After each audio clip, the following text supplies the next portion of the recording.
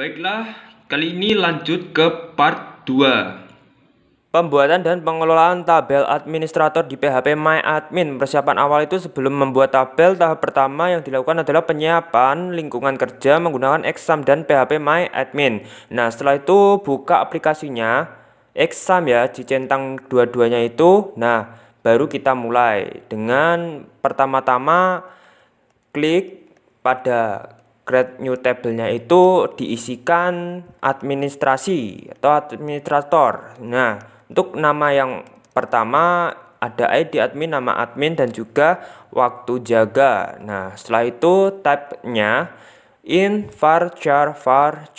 Nah, selanjutnya length-nya itu 3, 30, dan 100. Oke. Nah, selanjutnya untuk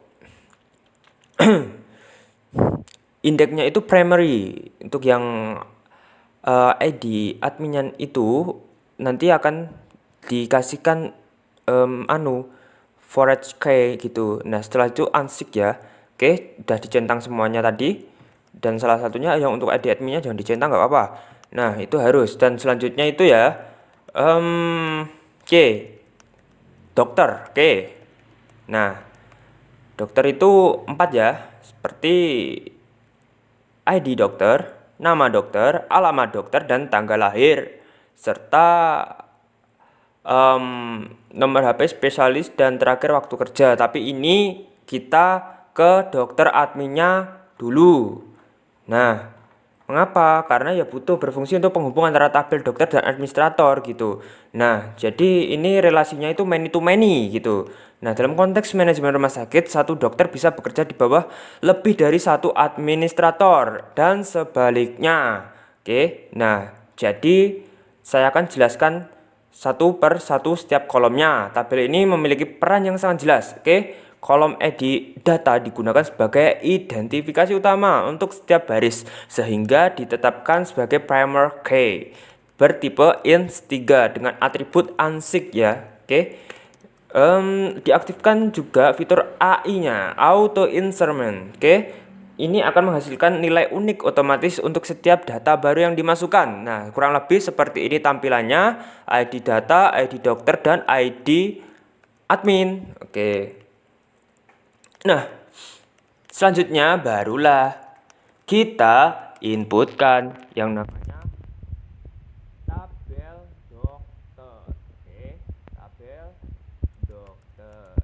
Penting sekali informasi yang tercantum meliputi seperti kayak identitas dasar, nama, alamat, tanggal lahir, serta data penting lainnya, nomor HP, bidang spesialisasi, dan waktu kerja. Tabel ini akan menjadi referensi utama parent tabel bagi banyak tabel lain seperti dokter admin dan pasien dokter. Nah, setelah itu baru saya akan menjelaskan setiap tipenya itu tidak sama, semua tidak.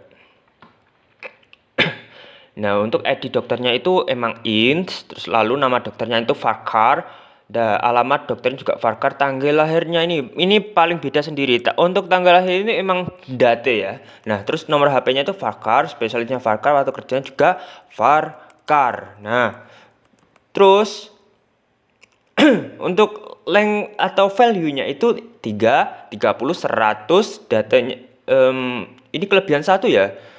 Oh ya, maaf, kurang fokus. Nah, setelah itu, nah nomor HP-nya ini 15 dan juga spesialisnya itu 30 dan waktu kerjanya itu 100. Oke. Pastikan hanya ID dokter yang dicentang. Oke, seperti kayak untuk auto insertion dan ditetapkan sebagai primer key. Oke, kolom lain bisa dicentang untuk opsi 0 menyesuaikan kebutuhan fleksibilitas pengisian data untuk kedepannya. Pengaturan ini setelah semuanya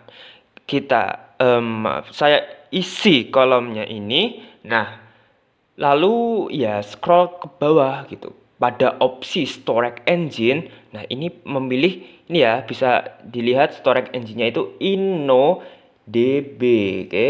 Nah, karena hanya engine ini yang mendukung relasi antar tabel waktu penggunaan foreign key untuk collection. Nah, terus sebenarnya untuk collectionnya ini saya memilih UT8MB4 Unicode CI. Nah, agar mampu menangani berbagai karakter dan simbol umum dalam sistem informasi rumah sakit.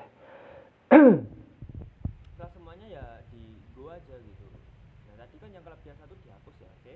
Nah, selanjutnya ini tabel ini pasien dokter, oke. Nah, tadi kan sudah dokter kan.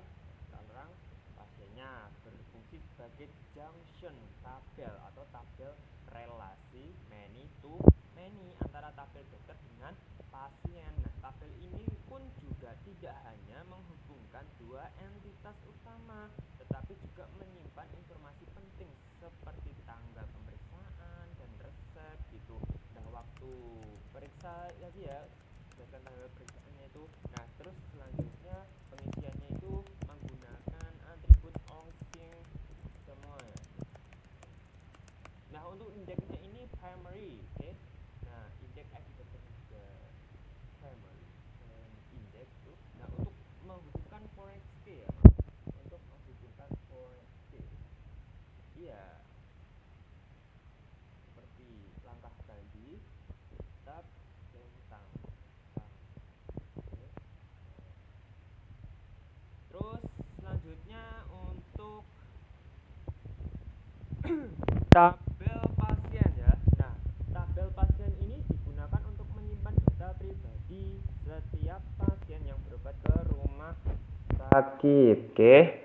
Nah, untuk langkah awalnya itu ya seperti inputkan ID nama pasien, alamat pasien, jenis, kelamin dengan tabnya terus varchar.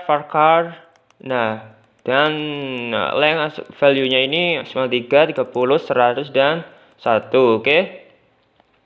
Nah, seperti tadi ya. Samakan seperti tadi.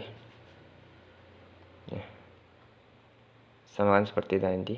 Nah, setelah semuanya diinputkan, tabel kini pun siap digunakan dalam sistem rumah sakit digital, oke. Nah, selanjutnya udah berapa nih? Oh ya, kurang tabel daftar ya. Oke, tabel daftar ini untuk mencatat data pendaftaran pasien ke sistem rumah sakit, sekaligus merekam siapa sih admin yang melakukan pendaftaran tersebut. Nah, tabel ini juga memiliki dua foreign key, yaitu ID pasien, nah, dan juga ID admin. Oke, membuat tabelnya itu ya tetap seperti tadi ya. Sama, kalau ID daftar itu int dengan panjangnya 3 digit gitu. Diberikan atribut Onsing agar hanya menerima nilai positif. Kolom ini tidak boleh bernilai kosong atau nol. Dipilih sebagai primary key dan diatur AI auto answerment, oke, sehingga nilainya bertambah otomatis setiap pendaftaran baru, oke. Setelah itu cek semuanya nih. 1, 2, 3, 4, 5. Nah itu semuanya itu kayaknya sih.